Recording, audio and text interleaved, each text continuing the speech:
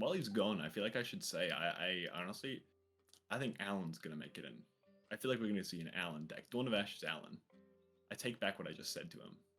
I lied. What's up, guys? Welcome back. We are here, Serene Balance Productions. This is our very first podcast. Joined with me is the wonderful Mr. Don't At Me Bro from Banner Night Stew. If you guys haven't seen him before, it's this handsome gentleman right here. Please, sir, tell us about yourself. Tell us about your channel and just give us some info. Hey guys, yeah, so I'm Richard. I go by Don't At Me Bro in the Discord, also on our channel. So you may have seen me in a few of Banner Night Stew's videos. I'm the editor for the channel. And today I get to be on this lovely Serene Balance Productions podcast, which is super cool to be invited onto this. Honestly, I did not expect to ever get out of the editing basement, but it is really, really cool to see the light of day with another really, really cool content creator. Another human being. Oh, thank you. I appreciate that. Oh my God. Yeah, no, it's nice. Like, first of all, we get to see your face. Putting a face to a voice to a name is really cool. Like, yeah. In the past, like, that's something that didn't really happen. And then now, as content has evolved and all these forms of communication have evolved, we're actually able to do that now. Like, you live halfway across the world from where I am, and we can just sit here in a call and jam it out. Yeah, I mean, like living in New Zealand, I feel like I'm so cut off from the rest of the GA community. Like, we have our own little pod of GA players here in New Zealand, but it's just like I sit and chat to so many of you guys over in the US, Canada, over in like Southeast Asia and stuff daily, and it is really, really cool to get like ways like this to chat to you guys. Yeah. So couple things to start with. First of all, you're on a channel called Banner Night Stew. You guys actually just recently got an MRC spoiler, which is super cool. We won't talk about that yet because I do plan on releasing this video I think theoretically before your spoiler goes out, so we wouldn't want to ruin that for your channel. But big congratulations to you guys. That is like a super prestigious thing to get like offered, something like that. Really cool. Yeah. Now, a lot of people haven't seen too much about your channel. Like, your channel, people say it's on the newer side, but realistically, you guys have been making content for like 3 or 4 months now, and yeah, it's great. Things have been great. You made that wonderful, how do guns work video. If you guys haven't seen that, you should check it out. I'll put a link in the description. But otherwise, like, the content is good, man. The editing is prime. Oh, thank you. No, actually, on that note, so the gun video was like the first thing we did because when we were thinking of what our channel was originally going to be, it was like, let's do more of an educational style channel. Keeping in mind, in our 8-person team, there was only 3 of us that actually went to competitive events and played competitively. and even then, it was like the biggest event we had gone to at the time was Ascent Auckland. That's a big event. I haven't been to an Ascent yet. That's neither. Neither have I. But none of us had really like gotten super into the game like that. Making this video, I spent like a week prior to it studying like how guns work and everything, and then when the video got posted, we're like, yeah, this is great. We'll do educational stuff. And then after playing with the new starter decks, we're like, we don't understand the game. Why are we doing this? we are so not in a position to tell people how to play the game. We don't even reserve cards correctly. Do you know how many times Siladar has personally called me out for reserving my cards incorrectly? It's so depressing. Okay, so how do you reserve your cards that's incorrect? So apparently, taking your card and just putting it down like that, wrong. You're supposed to take it and flip it towards you and put it down, which like to me, I was like, it's such a minuscule difference, but he's like, it makes it look cleaner. And I just hadn't realized it yet. And now I can't get out of the habit because when I check my cards, I flip them over towards myself in a way that they're upside down now if I'm reserving them correctly. So I thought I was going to eat me up for this one. It's so depressing. Oh, but I never even thought about that. Like right? the one that I always call people out on is when you pay the cost for a card, you're actually supposed to declare what the card is and then put your cards in memory. Yeah. But like if you put your cards in memory and you're like mathing it out, it's not really a big deal, so it doesn't feel as weird. But like I always put my cards in a way where if I flip them upwards, they're like directly facing me. Yeah. Well, see, like okay, so that's the thing. Like I had the same ruling thing of declaring the card before you play it, because before I got into this game, I didn't play any paper TCGs. This is my first one. But I love watching like the drama in paper TCGs. Like there's tons of channels out there that do like drama at different big events that happened. I remember seeing one of the Magic ones where a guy got disqualified because he used to like play a card before tapping his lands for it. Obviously that rule's changed.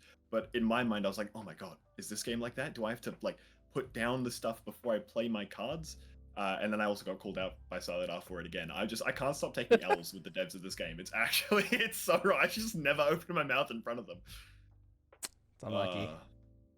It's pretty funny though. I mean, like there's so many small details to the game that make it unique in a sense, but it also it's like it's very people say it's like overly complicated, but when you really like dig into it, the reason that all these steps are in place is because it's actually it makes it less complex, because if you have to follow a certain order of things, it always works out. I mean, it always works out. Always. We don't talk about Fracturized Lantern. We don't talk about preserving attack cards and putting them under Quicksilver Grail. That's crazy. None of that. That's crazy. He's digging into the iceberg already on the first video. I will agree, though. I actually really like how this game plays out, because when I started playing TCGs, because again, first paper TCG, but I played a few simulators and stuff before it. This was definitely the most fun that I got to have in it, because it was like I sat down with my local game store and they did like a mock game with the demo decks. At the time, it was those Lost Spirit demo decks, and that was so much fun. That was like I learned the game relatively quickly compared to picking up something like Yu-Gi-Oh and trying to figure out how all these different like steps work. It was horrible. Actually though, but after getting this game, picking it up, playing a little bit, you realize that like at the time the best deck was, I think, Fire Lorraine, Wind Lorraine, maybe Fire Rye. It was Dawn of Ashes format. And the best decks at the time were like not that hard to come by. Really simple to build, and you could put a lot of flavor into it. Cards were really cheap back then too. Well. Exactly. Oh my the God, only thing that was expensive back then was foils. Foils were really expensive. Yeah, and I mean, they were so rare. Still, yeah, I mean, like that's another cool thing about this game. You know, the 3 in a box foil usually like it means that if you get a foil, no matter what it is, it's probably worth something. Like it's worth at least worth enough, bucks, right? Unless it's FTC, and then it's probably cheaper to eat it. Look, man, don't talk to me about eating cards, all right? There's a reason that Bandonite Stew is named the way they are. How many cards have you eaten total?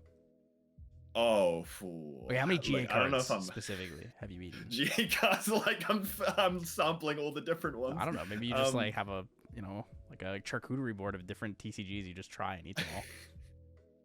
I will say, I think I've probably like actually bitten through 5 or 6 cards. At least a good 4 out of those 5 have been Bandonites, though. It's like the name. Essentially, this is some lore. You guys are getting lore here. Like nobody else knows this lore. We haven't even released it on our channel. The reason we're called Bandonites too is because when FTC was coming out, we got restocked Dawn of Ashes, and we would open all these packs, and in like 90% of the packs, everyone would get a Bandonite, and it became such a common card at our LGS that eventually whenever we would get it, we would just bite it. Like we'd just bite the card and be like, I hate this fucking card.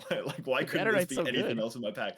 I know, no, that's the thing. It's because nobody at my LGS played Lorraine. Everyone at my LGS played Rye, which is also where my hatred of Rye comes from. You're just learning all the lore here. But yeah, editing all the Rye videos. It's actually torture. It should actually be like listed as a form of torture. It's so wrong. But yeah, it was a really cool time back then, minus all of the prolific Rise. I'm so glad we beat that dead horse. Ban more of his cards, if Reckless I can be conversion, completely honest. Reckless, can we like actually reban that card? Can we ban it a second time? Is that something crazy. that devs could do? It's banned so hard it won't even be allowed in the next format if they allow like aged old formats. No legacy formats. Legacy format? This card's still banned. Get out of here. Nah, we don't have time walk in this. No. But that's mostly like where the name of our group comes from. That's like where we came about, because we're all just mates. Which is why we're still not like the most competitive guys out there. There's only like 3 of our team is like fully like going to a lot of events. We're also all uni students. I don't know if a lot of people know this about us, but like we're either university students at the time, or we're just freshly graduated like myself, in which case like we're broke. I can't afford. I'd love to go to Worlds and see you guys, but I can't afford that. Like I can't get on the flight. It's definitely a big feat to cross the entire ocean. I get you on that, but I appreciate the lore. It's interesting to know, and especially since we're getting it here first, exclusive. We get the face reveal, we get the lore. Kind of spicy. Yeah, absolutely. Kind of spicy.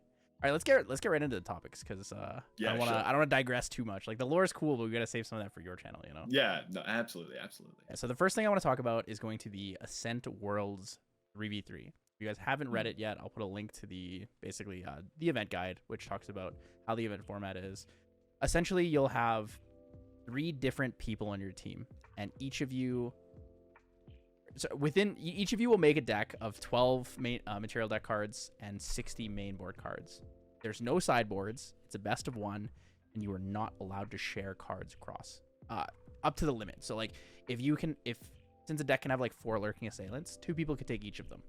But you can't have 4 lurkings on one side and 2 on another teammate. That would go over the limit of the playset rules. So knowing this and seeing the format, also the seeding is A, B, and C, where players A can only talk to player B, and player B can talk to both players, and player C can only talk to. So you basically only talk to the person in the middle. It's gonna get hectic. It's gonna be crazy. Oh, absolutely. Gladly, people won't be shouting across the room. Richard, he's got It's no lantern. actually. He's got no It's so lantern. mean. You're good, man, Rending. It's so mean that they would say that. Like, imagine you're sitting in spot A and you can't talk to your teammate in spot C. Like, you can't reach across and be like, "Hey, man, how's your game going?" Like, it's so depressing. If I was in that position, I don't care how good my teammates are. I could be playing with the actual world champion and the runner-up, and I would still want to be in seat B because I just want to chat to my friends. I don't want to be DQ'd for asking how they're doing. Or I'm a bit of a yapper. True. Professional yappers. That's what we are. Actually, for real. For real. Okay, so Yeah. with that being said, in the format, do you like the format? Like, if you were to give the format a rating out of 10 as a team format, like rate it as a team format, don't like rate it in comparison to 1v1s. Do you think that the rules and regulations of 3v3 format are good, viable, acceptable, terrible, should be completely reworked, never spoken of again, eat the format? Lock it away. Sit it there with no. I think it's a really, really cool approach to it. Like, again, not that I'm not that like ingrained into the TCG community like this, again, first one, but as a format, I think it's extremely cool. I think like the ability to sit there with your friends, and you're essentially like, you're not just deck building your own, you're deck building 3 different decks to work well together, because you're also trying to figure out what other people are going to do. I think it's a format that will push the limits of what we normally see with deck building. Because obviously there are certain things you want to see in specific archetypes of deck. If it goes to level 3, it probably wants dungeon guides or a way to get to level 3 quick. But if you only one teammate can have a place at a dungeon guides, because the whole point of her is that you see her early, and if you're not running 4 of them or maybe even 3 of them, you might not see it when you need it. And that can really, really hurt if you're in a deck that wants to be at level 3 as quickly as possible. So I think it's a really, really cool format, and I really, really want to see the decks that we get out of it. I just think it would be really, really cool. I'm super excited for it. Okay, what deck do you want to see the most played? Me, I want to see the takes. I want to see what what the certain takes on allies are. So in my opinion, right, there's going to be ally decks. It's just, as we just said there, there's only really in the current set, there are only 3 ways that you can really get to level 3 cheaper or faster. There's Dungeon Guide, there's Academy Guide, there's Beseech the Winds. I'm trying to think if there's anything else. I'm a stinky casual player, right? Is there another card? No, it should just be those. But or getting level 3 between, yeah, sorry, what was that? Dungeon Guide, Academy like Guide? Dungeon Guide, Academy Guide, and Beseech the Winds. Beseech the Winds. Yeah, the other cards that really help you level up faster are cards that go in conjunction with those. So, for example, displacing a Dungeon Guide. Yeah. But other than that, not really. Like, you just have lots of floating memory options. Exactly. And like, if you're, I don't know if we're going to see like a fire deck running 4 Dungeon Guides, a wind deck running 4 Beseech the Winds, and a water deck running 4 Academy Guides. I don't see that being the case. It's possible though. Like, it is possible. It's possible, but at the same time, like, where's the value in having 3 level 3 decks, right? Exactly. It's why I think that allies are probably going to be quite a shower. In my opinion, I think what would probably happen is you'd see 2 ally decks and one that potentially goes to level 3 for a good value level 3. in my thought, we'd probably see the fire one be the one that goes to level 3, because fire allies, or potentially, I think Merlin or Xander are some really good level 3s that generate you a lot of value. Wind and water have already shown that they're great archetypes for allies. They work really, really well in conjunction with the allies that they have. So I think that could be a solid setup for it. And from the past meta, like the entire ALC season, FTC season as well, we saw allies did pretty well in both of them. You know, if you can kill your opponent before they can get value off their level 3 or even get there in the first place, it turns out it's a pretty good strategy to run by. Yeah, I mean, you can push enough pressure in a lot of cases that people can't stabilize once they hit 3, right? Like that's one of the bigger issues in a lot of decks is like if you don't stabilize after you hit, you know, the first or second turn of level 3, you're probably just going to die anyways. Either you've given up too many cards, you've lost too much influence by, you know, banishing for level ups, or you're just unable to clear board, right? And you're getting swung for 6, 8, 10 per turn, and it just overwhelms you after a certain point. So moving into that, you know, the concept of like, what do you think are going to be the most common decks? So you're talking allies are going to be really prevalent. You think that it's going to be a fire main level 3 deck? I think just based on the fire decks that we've seen so far, like we don't. I mean, okay, so there are obviously in this meta there are low to the ground fire decks. There's Erupting, you've got Fire Lorraine, you've got Fire Xander, that either go to level 2 or just go to level 1 and try and kill as quickly as possible. So I think those could absolutely be prevalent too. But if there was a level 3 deck, it's probably gonna have to go up against other aggro decks, like, or more mid-rangey allies decks. I don't, because you're probably not going to see a lot of, as we said, there's probably not going to be a lot of level 3 decks. So I feel like Merlin does pretty well into most of these. She's not terrible. I mean, Glenn showed it off. I'm a bit of a Glenn stan. So I like the idea that Merlin could do pretty well. Fire Luxem Xander, although he doesn't play a lot of fire, and as you mentioned, you can only have up to a play set of cards between all 3 of you, and obviously you also can't share Serene spirits. Fire Luxem. Exactly. So the Serene Fire Luxem Xander, it's such a mouthful, runs a lot of normal cards.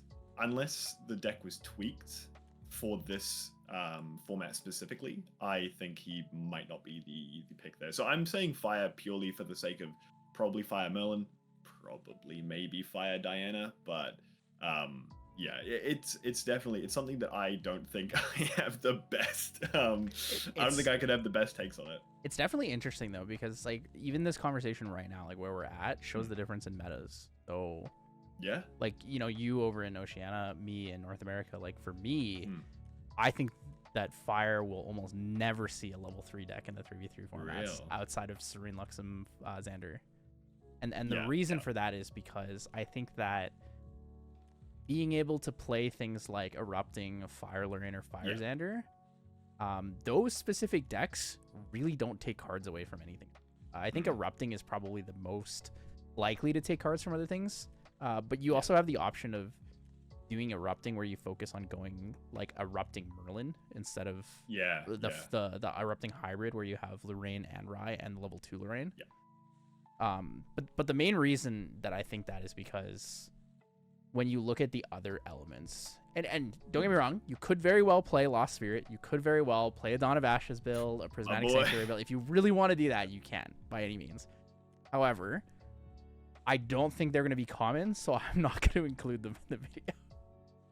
What do you mean, dude? Are you saying that Prismatic Mordred is not going to take a clean sweep? That is so... I can't believe you be I would be shocked if I saw more than one Mordred player at the World's 3v3 Ascent.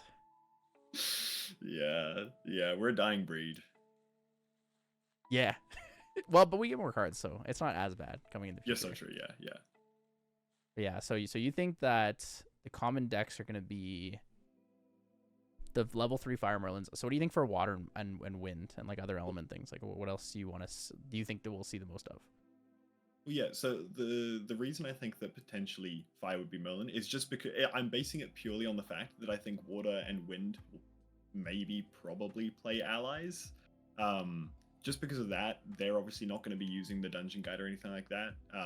So I think that's why we might see Fire play to level 3, just because it's got an access. But then also, as you mentioned, like Fire has really, really good ways to not like to not go to level 3. They have erupting and all that kind of stuff. So just because of that, we may just see some players that just choose not to go to level 3 with almost any of their decks. Potentially, they could all just play low to the ground decks.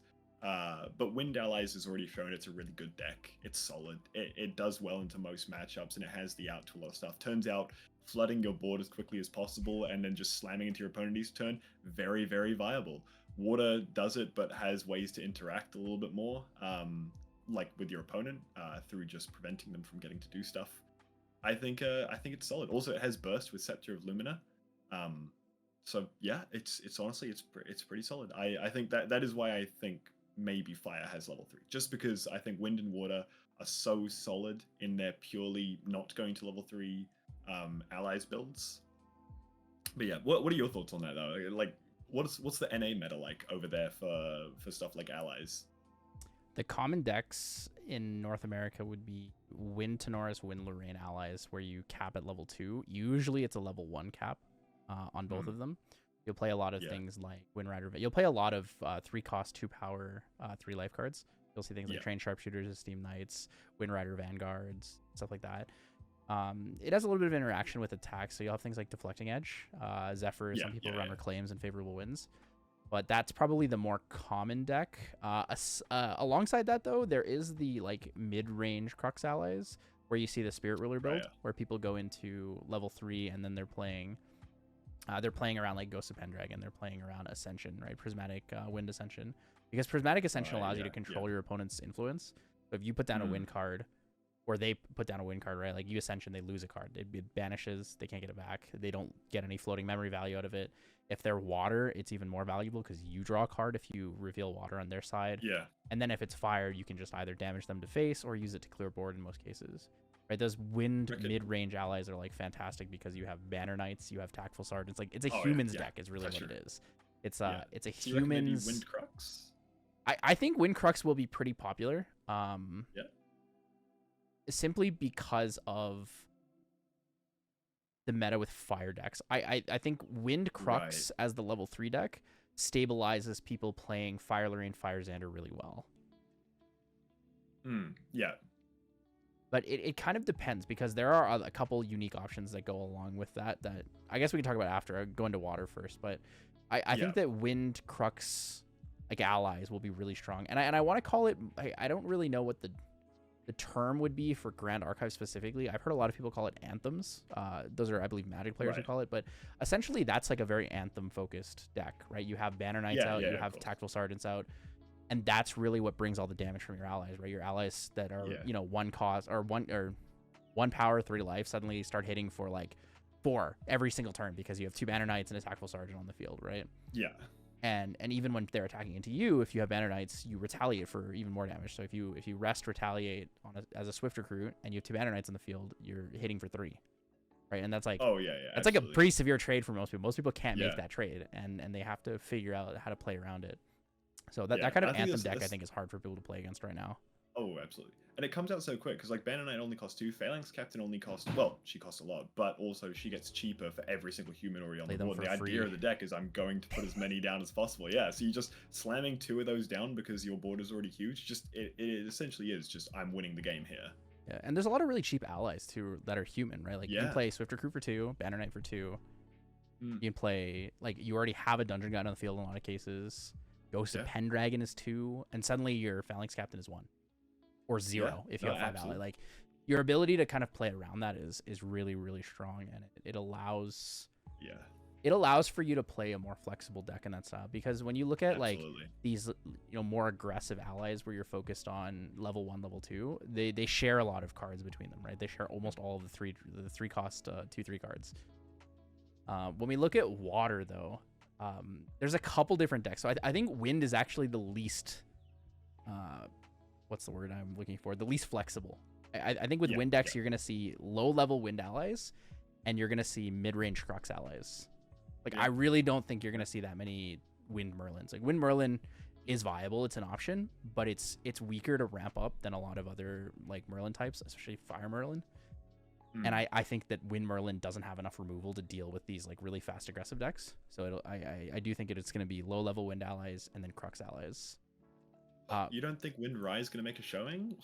So Where's I the actually that's a good data? point. I was gonna bring it up after, but I guess we can talk about it now since you brought it up. Wind Rai is good against very specific things. The problem that I have in this situation with Wind Rai is you have some really bad matchups as Wind Rai, and I don't think that it's worth the risk in a lot of times.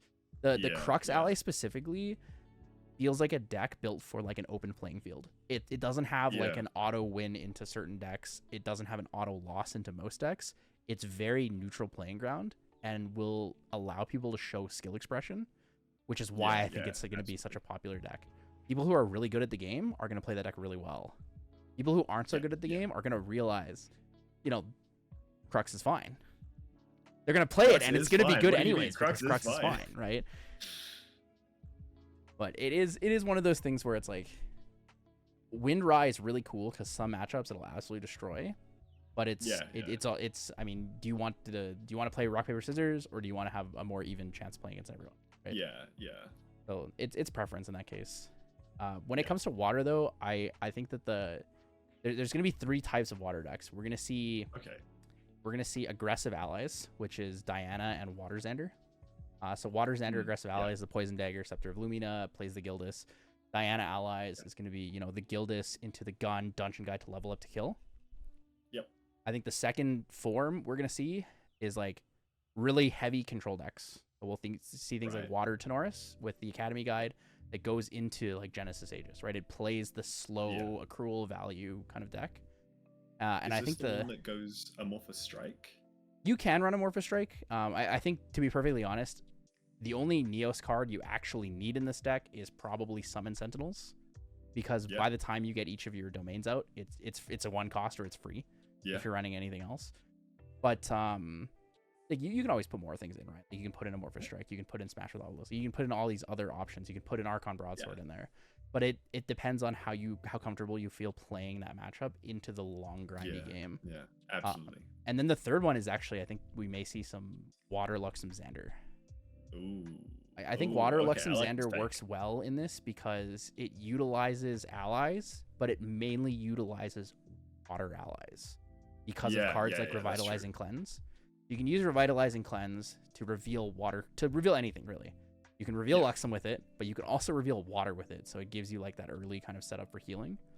Yeah. And I do think it's one of the decks that can actually utilize an Academy Guide because it's water. Yeah. And it's slower. It may not absolutely need Dungeon Guides. Yeah.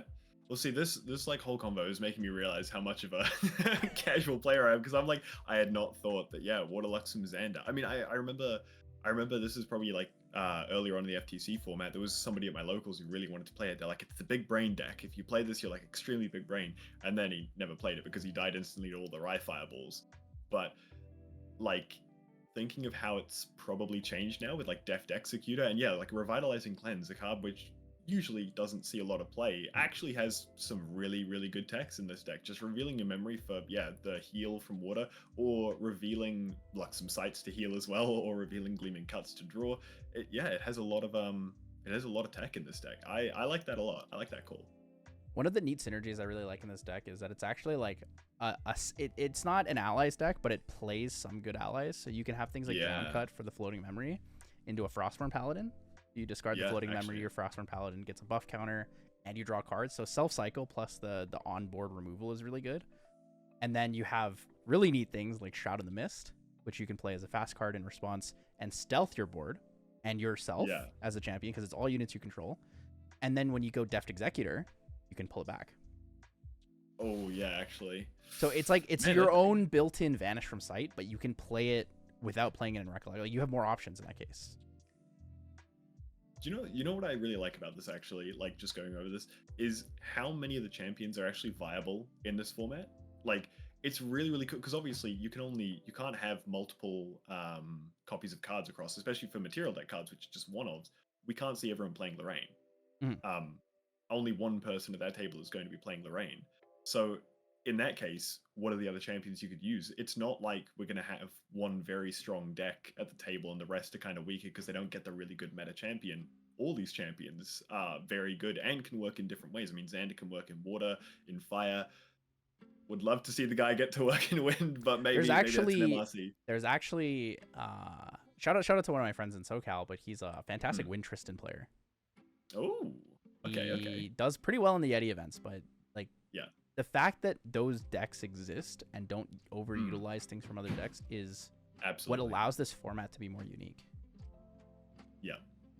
No, I absolutely feel that. It is just a really, really cool thing. And it's like I think we talked about it in the last Banter Nights podcast. Is just how versatile a lot of these champions are in the different deck archetypes you can build them, and just how varied the meta is, which is such a good thing. I like it a lot. It means that I can try and build my deck around a lot of stuff, but in general, it's just how much variety I get to sit down to, which is just so fun. I can pick up a champion and probably be like, this guy should be useful. Maybe I wait a few sets for them like Mordred, but most of them, for the majority of it, are pretty good out the gate. Yeah, there's so much flexibility, and I guess that's a perfect time to kind of jump into my next point that I wanted to bring up, is a little bit of like specialty deck building when it comes to the 3v3 format. So, you know, we talked about having a wind, water, and a fire player, but what if we don't want to use one of the elements, right? We have other options. So we have things like Lost Spirit, and then we have Serene Spirits. Yeah. Serene Spirits don't overlap with regular spirits. So something Yes. you could viably do is play Fire Lorraine and Serene Luxem Xander, because the only cards that Serene Luxem Xander needs to use in fire is Creative Shock and probably Planet Explosive. Right? Yeah. Focus Flames is nice for extra removal, but it's not something that's absolutely necessary in most cases. You can probably find other cards that can do that kind of removal for you. But even if you took Focus Flames, you're not running Focus Flames in Fire Lorraine. That's so true. Yes, like, so true. like in Fire Xander, sure, you're probably running Planet Explosives, because if you're trying to run that like burn deck style, you know, aggressive Fire Xander with the Poison Dagger where they try to kill you on turn 2, yeah, you have to. I mean, you have to, or I guess turn 3. You know, you have to be able to have that Planet Explosive. But when we look at these other decks, they really don't share cards. Like Erupting shares cards with Serene Luxem Xander, right? But yeah, I mean, we have tons of options here. Right? Like Fire Lorraine, plus, you know, Water Luxem Xander plus Wind allies, right? Just like level 1-2 Wind allies. Your dungeon guides go to the Luxem player who's going for level 3. Your, you know, Fire Lorraine player probably actually, it's probably the other way. Your Grail probably goes to your Luxem Xander. Yeah. Unless you can give them Temporal Spectrometer, right? But like, I would love to see that's one of the biggest considerations. It's like, where do we utilize our Divine Relics, and do we need to use all 3 of them, right? Because they're all good. Grand Crusader's Ring, 0 cost, draw card. Banish, draw card.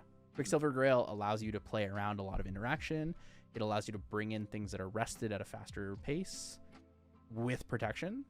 And you look at Temporal Spectrometer, a lot of people don't understand like where the value is, but the moment you get a second time counter on Temporal Spectrometer, that card is already better than all the other ones because it's doubled its card value, right? If you get 3 time counters on it, you can level up to 3 for free. Like, you can materialize your champion's 3rd level for free. Which is huge. Like, it is a really, really cool card. I feel like you're gonna have to argue with Caben on how valuable it is. I feel like he definitely has some opinions on it, but I like the card, honestly. Tell me if I'm cooked, but honestly, I would love to see Spirit of Fire, regular deck, maybe Pfizer, maybe Fire Lorraine, and then you got Serene Spirit of Fire Xander, and then you also have Polkok on Lost Spirit. I'm just saying, we have 3 fire decks. Oh my god, that's so crazy. 3 fire decks? It's possible. It's possible. The mental flashbang of your opponent sitting down and seeing that, like, I mean, technically, you could do this. You could do this with every single element, right? Like, you could play. Exactly. You could play Lost Spirit Nico. You Lost Spirit Nico. You go like Diana Water allies, and then you play a Serene Luxem Xander.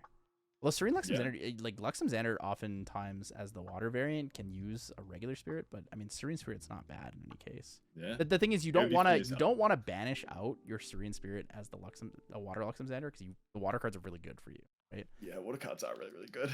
And then I guess on the wind side, you could do Lost Spirit Vanitas with like wind allies, like level 2, level 1 wind allies, and then play either Wind Merlin or like Serene Wind Merlin, Serene Wind Rye, maybe? Serene Rye makes more sense, I think.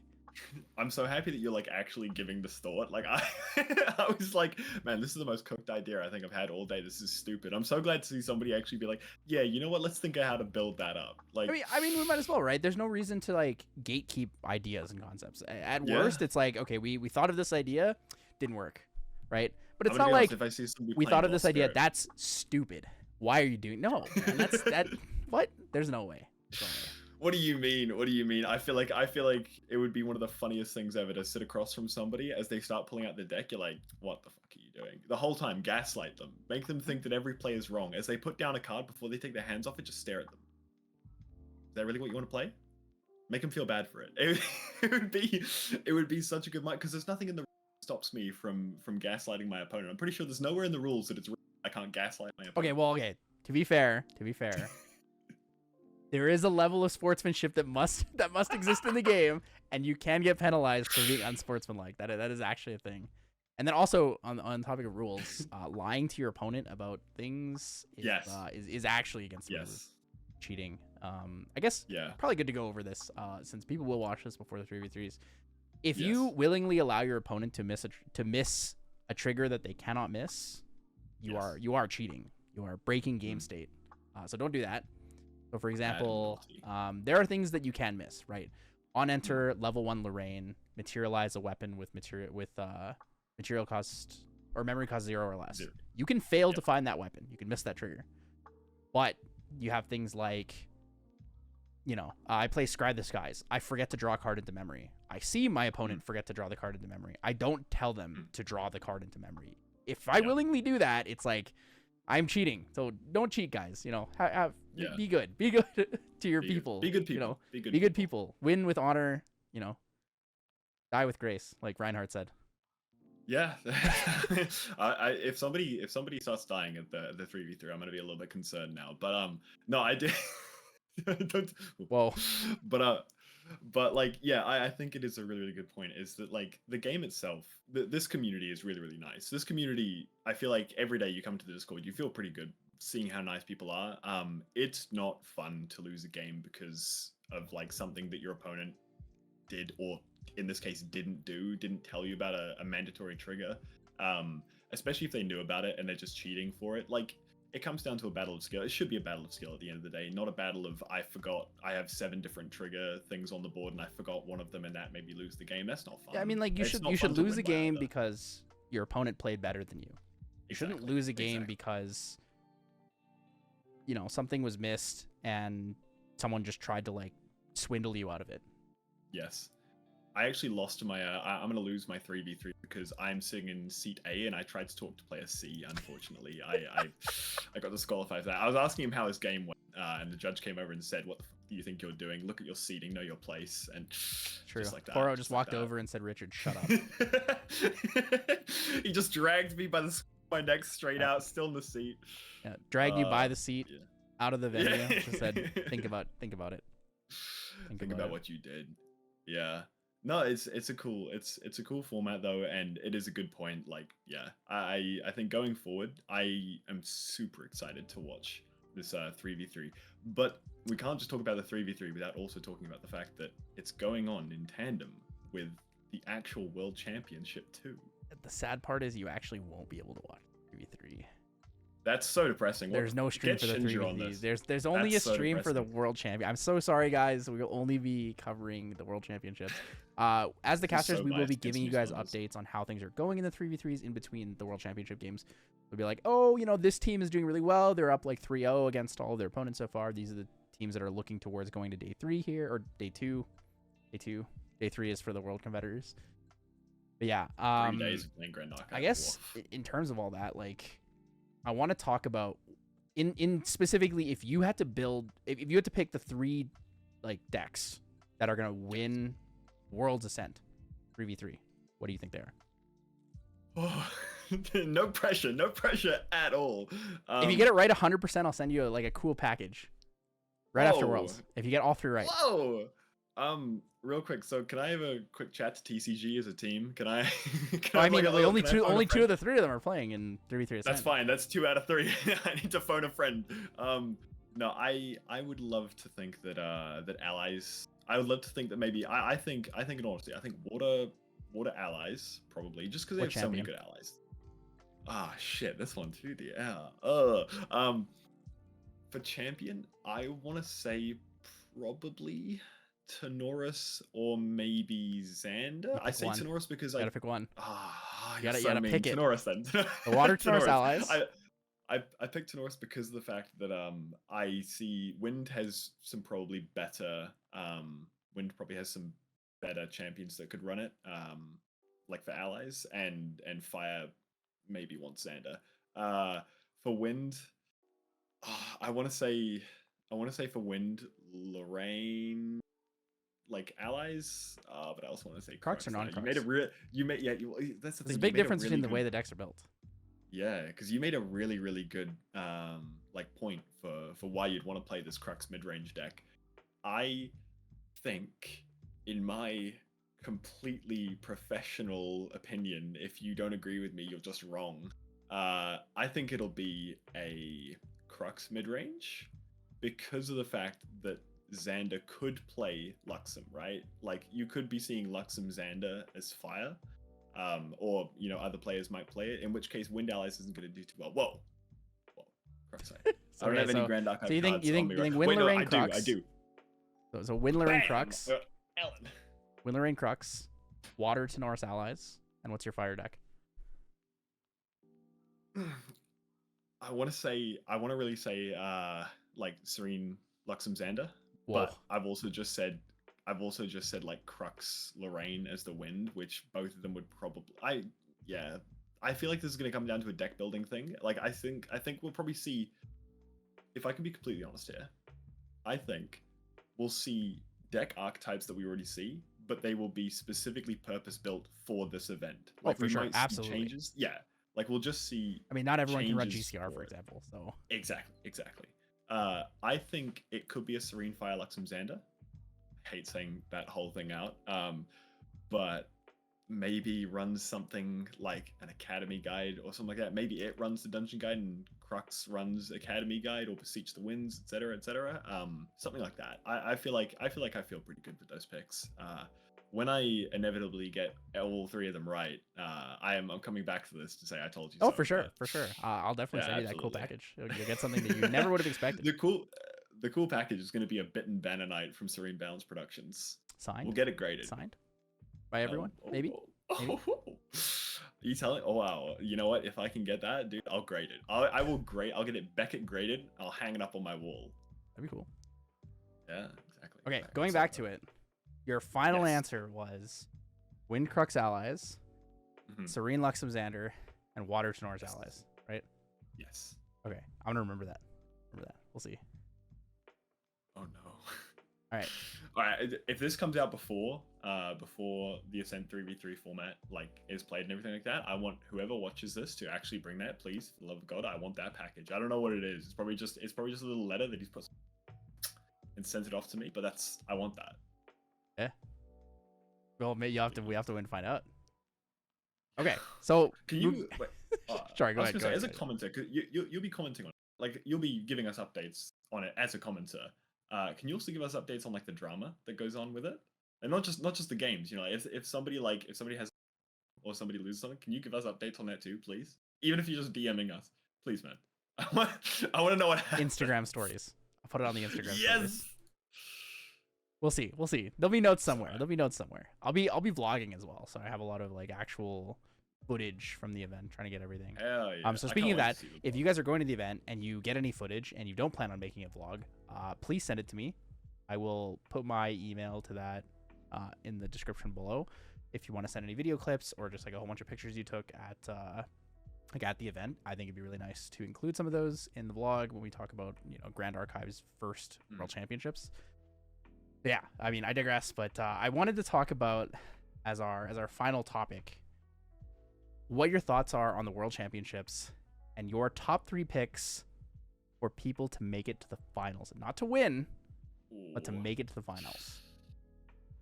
See, this is scary, right? Because obviously we've just chatted to Glenn, and Glenn was great sport, really really cool guy, and he is. Make it I sound mean, I like don't know you if think he's not gonna win.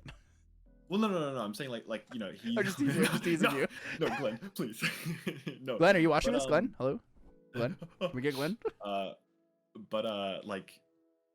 Like I don't know if you keep up with the rest of the team's socials and stuff, but Creative Shock has shown that like he's there. They're now testing together because obviously Jason is through as well. So I feel like we might see like Glenn not on Merlin, maybe even. I would love to see what else he plays. It's going to be Arasana. I feel like he said he likes Arasana, so I would love to see that.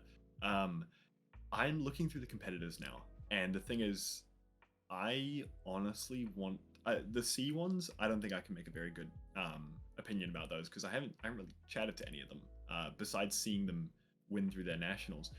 So of the SEA players, the only one that I know anything about is Pro-An, because Pro-An was the Southeast Asia champion for Dragon Ball Super 3 years. Oh, okay. He just swapped over to GA. Yeah. Just already wins a national. God damn. That's actually kind of scary. I mean, people are gamers. I mean, Andy's a fantastic card player, for example. Went to one event. Yeah. Got, what, 11th place? Or no. Yeah, 11th place or something? I feel underqualified. Okay, but if I was going to pick any of them, so wait, what top 3 spots is what you're saying? Your top 3 picks to make it to the finals. Because only 2 of them can actually make it to the finals. But if you were to pick 3 people who you think will make it to the grand finals of Grand Archive World Championship 2024, who do you think they are? Okay. You don't even have to say why. You could just pick the 3 people you think it is.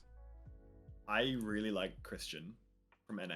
I thought he did extremely well. Yep. Matt erupting G. Yeah, honestly, he pilots that deck so well. And I know that we have ways to get out of it now. There are ways to stop erupting. There's a lot of ways to stop erupting, but erupting has ways to out those outs. It's an arms race between the decks. He just pilots it so well. I really want to see him do well. I feel wrong now if I give it to like one of the members of Creative Shock. I mean, I've got to stand by Glenn. I got to say that like we're chatting to Glenn. I want to see Glenn get into those finals. Just because we'd love to get him back on, and I'd love to have a little. I think those got to be my 3 picks. I absolutely did not go the first 2 people on the entire list, and then go to Glenn somewhere on it. But I want to give those guys the special shout out for it. But like, what about you? Because you're way more into this community than I am. Obviously you're a caster, so you'll be in the thick of this. But you know a lot of these guys. Who, from your point of view, do you think would be your top 3 picks? That's hard. I know, right? Yeah. How do you think I felt? You just put me in this position. Because each of the players there show skill in a different way. And a lot of them, certain skills are better than others. In the matchup specifically. Yeah. I think. Okay, so one of the format is a really big factor to this. So the format starts with a 7-round Swiss, right? 7-round Swiss. Second day is top 8. From top 8, top 4 is the next day, right? Yes. So from top 8, we're gonna see matches to go into the semifinals, and then we're going to see matches for the what is that going to be, like, I guess 5th through 8th. We're going to see the runner-up matches cases. In the first day, because rounds are timed, there's a totally different skill set, and there's also a different deck set, because the way it works in this format is you are allowed to have one deck for day 1 and a completely different deck for day 2, but your day 2 deck carries over for the rest of the competition no matter what. So maybe we'll see Matt swap off erupting then. One of the interesting things is I think that the day 1, like day 1 specific deck listing, and I'm not exactly sure which days are open lists or if there's any days with open lists, but playing into blind, playing into open, and playing untimed are totally different skill sets. So day 1, I think that people who have the skill sets that allow them to play flexibly will have a significant advantage, right? Your ability to win 4 matches is huge. If you can win 4 matches, you're guaranteed day 2. And that's something I'm like reevaluating. that's a very big consideration, because when you look at the players and their skill sets, it's who do I think is going to make it to day 2, and then from there I have to evaluate who I think is going to make it to the finals. Yeah. If I had to just pick 3 people that I think will make it to the finals, I think 3 people that could be very likely to make it to the finals would be Matt G. I think Matt G shows an exceptional level of skill in the game, and his ability to play other decks that people don't normally see him play ever in competitive format. He only basically plays them like in testing and stuff. He's a very, very good player. There's a reason he is number 1 for Elo. I'll just say it that way. He's a good player. He's a very good player. I'm so glad you picked one of my picks. I feel way better about it. I think that Pro An has a pretty good shot at making it. The way he plays the game is fairly clean. But I do worry that because of regional differences, the types of decks that are going to be played may be a hindrance to some players. I do think NA actually has a significant advantage over that, because what is played here is more flexible. Traditionally in other games, what is the Southeast Asia meta is best of 1, and it's very aggressive decks where your deck is, you play your deck because you think it's going to win, not because you think you can draw it out or have a decent out to it. You play it because you think you're going to win. It's a very different mindset. And I don't know if that's going to be positive or negative when X players, playing in NA region, 8 NA players, 4 players from Oceania, 4 players, well, kind of, you know what I mean? Like, some people qualified in different regions, but that's besides the point. And I think my last pick is my last pick is hard, because I think that while some players have like really exceptional skill, there's also like a ton of practice that goes into the game, and I don't think that everyone practices at the same rate. Like, I think Caben practices as much or more than anybody, and same with Matt. But I'm not confident in that pick. Not because I don't think that they can win, but because the competition is really, really fierce here, right? Like, this is for all the marbles. Yeah. I think I'm gonna pick Sean, actually. Yeah. I think for me it's between Matt, Sean, and Rowan. You know what? I like those picks. Like the Matt one, I agree with you. There is a reason he's number 1 on Elo. He is just, from seeing how he played through the Nats games, because obviously I don't get to go to his local every week or anything like that, but he's an incredibly clean player. Like, you can tell that the lines that he's thinking of, it's stuff that you have to practice to know that kind of stuff. It's not a mix of, he knows the game and he knows his matchups, which I feel like is such an important thing going into this. And as you said, very, very versatile decks coming out of NA. I like the Sean pick as well. I mean, I saw a little bit of him. I didn't get to watch a lot of the SEA now. I was actually quite busy. Sorry, Jason. But I've gotten to see Pro-An chatting in the Discord and stuff. He's a very knowledgeable player. Very, very knowledgeable player. So yeah, I'm honestly, I feel like that's a solid pick. I feel like you can't really pick anyone incorrectly here. Yeah. Like, everyone got there for a reason, right? Like, these are the top 16 players in the world based on their region. Yeah. And then that's nothing to scoff at. That's a fantastic achievement. Absolutely. Like, so when you guys watch this video, don't flame us for not picking you. Yeah, actually, please, you're really good at the game. I'm not doubting that at all. It's the thing, like the 16 of the world's best are here. They fought their way here through nationals, which required invites, and after managing to top those tournaments, they're finally in the world stage. And like, even people like Wilson Yip from OCE barely started playing by the start of this year. Like, he started playing the game this year, and look how much how good he's gotten in such a short amount of time. It's players like that I'm like, these people have a good shot at taking out worlds. I'm sorry I didn't pick you, Wilson. I only was max 3. I should have said But max yeah, of 2 just to make him sweat a little more. Oh, that's so mean. That's so mean. But yeah, I like everyone who's on this setup. I think all of them rightfully deserve to be there. I would just Worlds is gonna be so cool to watch. Like I'm very glad that we're getting to watch it. Bro's getting to cast it. That's gotta be kind of cool. Oh, It's pretty exciting. You know what? You know, Exciting. actually, are you planning a cosplay for it? Surely, I am. surely you're gonna be cosplaying in the booth. Oh, Yes, I we know who? I am Do we know who? allowed to cosplay on the booth. If you don't know who it is, it'll be a surprise when you see it on Friday. that's so mean. It's gonna be passing it. I know you got a maid outfit waiting for you. That's crazy. After I pinged Happy Tilt about that, there's no way. There's no way, man. I know, right? There's no way. Oh, that poor guy. Imagine waking up with 16 notifications on Discord, all from Mhm. one server overnight. Gotta wonder what happened. Look, Oh man. I'm an influential person. You. Yeah. I think I honestly, make that's the coolest content thing about wherever this. it is. Sometimes you're the content. I love that we managed to peer pressure a member of the community into cosplaying as a maid. It wasn't even. Well, I mean, it's it's his not- favorite it's not us- character. He's yeah, like, I love this character. I'm exactly. the #1 fan. Exactly. like, prove it. Exactly. Prove it.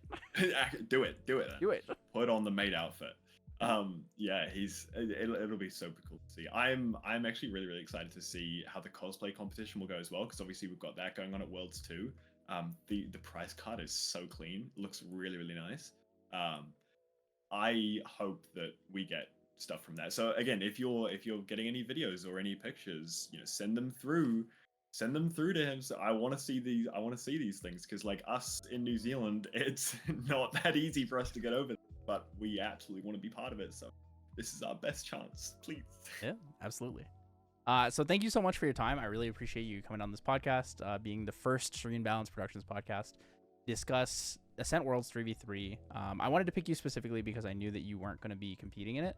So I thought it would be nice to be able to kind of talk about the inside of the thing. Well, because I mean, if you're competing in it, you don't want to give away certain strats and concepts. So, it was really important for me to grab someone who was insightful enough in the game, and also it was actually better for me to grab someone who wasn't from the North American region, because the way you see the game is very different from the way that I see the game, right? It's casual perspective looking up. There's no way, man. I'm casual. There's no way I'm casual. I haven't played a game of Grand Archive. If you're casual, I'm like Rogue. I don't even exist in the game. But yeah, anyways, I No, digress. right, Being able to talk about 3v3 format, discuss that with you, talk about the common decks, why we think certain decks are good or bad, or, what's flexible between them, without going into like these crazy, we're breaking down the whole deck bit by bit, every 60 card discussion. It was nice to have like a very holistic overview of it and realistically talk about the game. So thank you guys so much for that. Any last shout outs for Banner Knights do, anything like that? Oh, I mean, I was just going to say shout out to all the OCE competitors going over. I mean, they're all my locals, so it is really cool to have them, all getting over there. Free flights, accommodation. Wish that were me, but it is cool. It is cool. Yeah, no, honestly, thank you for inviting me on as well. I never get out of the editing basement. It is cool to be invited out to be on such like a cool event and everything like that. And I think honestly, great decision picking me. I mean, I'm just saying, like, it was fantastic. Glenn and I, it was weird because we had to kind of like dance around him doing Worlds. I mean, after we stopped recording, I'm just saying, guys, we know exactly what this deck is. We heard everything. I'm so sad that I stopped, but we got the scoop. We obviously can't let it leak it, but yeah. Okay, and then the one last thing that I want to make a thing on every podcast is, what is your one question for me that you didn't tell me beforehand? What is the one question you were going to ask? Oh. And I'm going to make the answer to the question less than 3 minutes, and then that's the end of the podcast. My one question was going to be originally, no. So you've picked your 3 competitors to be in the top. Who do you think should win Worlds? Should Who or do you will? think is the one? That's a totally different question. Yeah, you're so right. Who do you think should win Worlds? Me. Yeah. Oh. Compete. That's What the do you mean, politically correct compete, answer. then? What are you doing? Compete. No, the answer is What do you think that Devja. is? The answer is Devja. Devja should You're win. so correct. Congratulations to Shinja for being promoted to being one of the devs of the team. Incredible. I mean, fantastic for him. For legal reasons, this is a joke. No, yeah, but I can't think of a question off the top of my head. I had a question. I gave you 3 days to figure this question out. It was that. I didn't expect you to just give me the question without making it. I gave you the topics ahead of time.